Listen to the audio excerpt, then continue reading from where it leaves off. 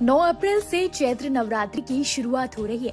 नवरात्रि के पहले दिन भक्त माता की पूजा आराधना और व्रत रखने से पहले कलश स्थापित करते हैं। नवरात्रि की पूजा में कलश या घट स्थापना करना बेहद जरूरी माना जाता है, खासकर तब जब आप नवरात्रि के दौरान व्रत लेने वाले हों। तो आज इस वीडियो में हम आपको बताएंगे कि नवरात्रि के पहले दिन कलश स्थापना का धार्मिक महत्व क्या है और इससे क्या लाभ भक्तों को प्राप्त होते हैं। तो सबसे पहले जानते हैं कलश स्थापना का महत्व क्या है। हिंदू धर्म में आस्था रखने वाले लोग किसी भी शुभ काम को करने से पहले कलश स्थापित करते हैं।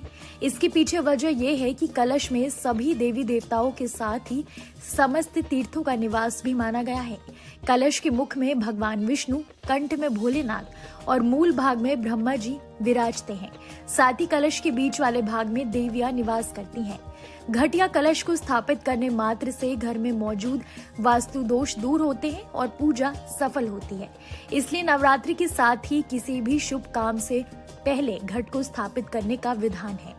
हर शुभ काम से पहले जो घट स्थापित किया जाता है उसे स्थापित करने की विधि अलग होती है। तो सबसे पहले जानते हैं कि अगर आप नवरात्रि के पहले दिन घट स्थापित करने वाले हैं तो किस विधि से आपको घट स्थापना करनी चाहिए।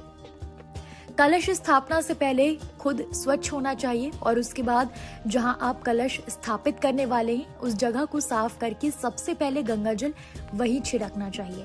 इसके बाद कलश में जल भरकर उसके मुख पर अशोक या आम के पत्ते लगाने चाहिए और उसके बाद नारियल पर लाल कपड़ा लपेटकर और उसे कलावे से बांधकर कलश के मुख पर रखना चाहिए।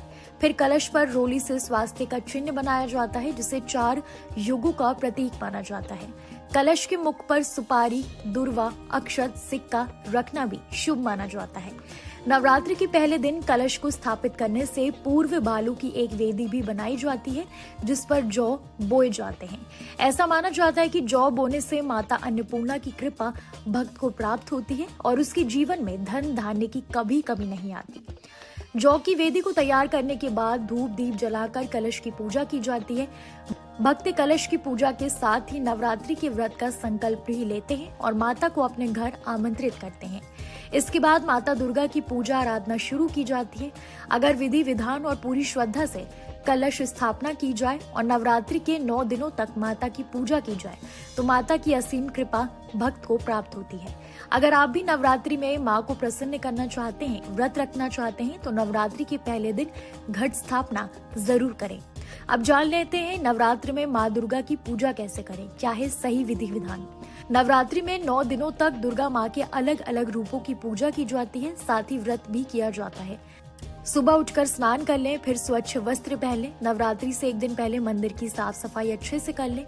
नवरात्रि पूजन के लिए माता की मूर्ति या तस्वीर पूजन स्थल पर स्थापित जरूर कर लें।